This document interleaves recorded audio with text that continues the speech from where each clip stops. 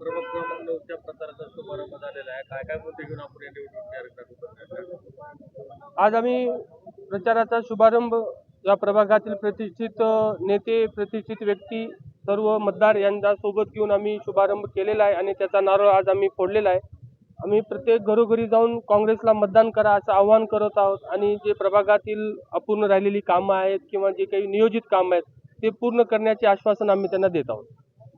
काय काय मुद्दे असतील या निवडणुकीत? निवडणूक नागरिकाच्या मूलभूत सुविधा आहेत, रोड, नाली, रस्ते, लाईट्स, काही छोट्या छोट्या अडचणी त्या त्या प्रभागातील त्या त्या एरियातल्या आहेत, त्यावर ते चर्चा आमच्यासोबत करत आहेत आणि त्याच्यावर आम्ही त्यांना सांगून पुढील येणाऱ्या काळामध्ये कसं त्याच्यावर मार्ग निघतं हे त्यांच्यासोबत चर्चा करत आहोत. नवीन काही संकल्पना आहेत का मतदारांपुढे जाताना?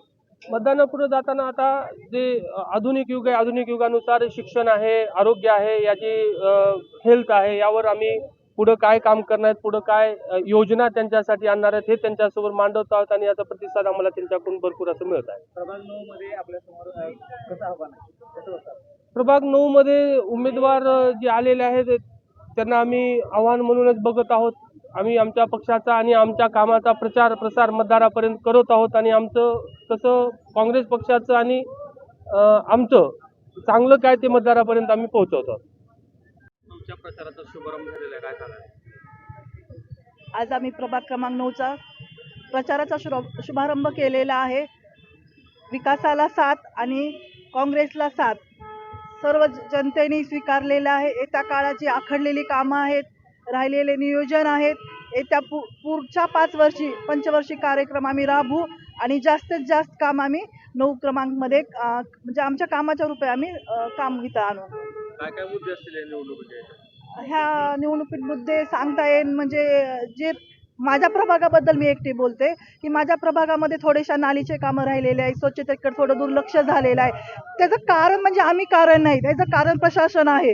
येत्या म्हणजे 4 वर्ष झालं प्रशासनाची प्रकडित आहे. महानगरपालिकामध्ये म्हणजे आम्ही नगरसेवक नसल्यामुळे काही रखडलेले कामं असतील, स्वच्छताला थोडंसं आमचं दुर्लक्ष झालेलं असेल. येत्या काळामध्ये ते आम्ही पूर्ण काम करून घेऊ. राष्ट्रवादीचं मोठं आव्हान आहे समोर, कसं बघताय का? आव्हान तर राहणार आहे. लढू आणि जिंकू हा आत्मविश्वास आम्हाला चौघांना पण असल्यामुळे आम्ही लढू आणि जिंकू ह्याचा नारा आम्ही. अनुभवी नगरसेवक आहात, तुमच्यासोबत आता 9 नगरसेवक आलेले आहेत. नौके जरी असले, मी म्हणत नाही ते नौके जरी असले तरी त्यांनी त्यांचं मूळ आणि त्यांची नाळ ह्या प्रभागाशी जोडलेली आहे. सन्माननीय इसरार सगरे भैया आहेत, सन्माननीय योगेश स्वामी आहेत आणि सन्माननीय मुख्तार शेखची तबस्सुम शेख दीदी आमच्यासोबत आहेत. आम्हाला आमच्या जनतेकडून काँग्रेसकडून भरघोस प्रतिसाद आहे. त्यामुळे आम्ही नक्की ही निवडणूक चांगल्या प्रकारे लढू आणि जिंकू. प्रचाराचा शुभारंभ झालेला आहे, काय सांगा? नमस्ते सर्वांना. प्रचाराचा शुभारंभ अतिशय उत्तम प्रतिसादाने झालेला आहे. जनतेचा प्रतिसाद आपण बघत आहात सध्या कशा प्रकारे आहे.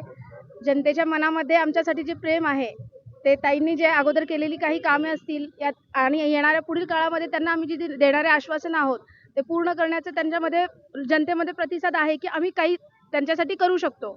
म्हणून त्यांनी हा पूर्ण आम्हाला चांगला प्रतिसाद दिलेला आहे. आता येणाऱ्या काळामध्ये आम्ही चांगल्या प्रकारे आपले जे कर्तव्य आहेत ते पूर्ण करण्याचा प्रयत्न करू.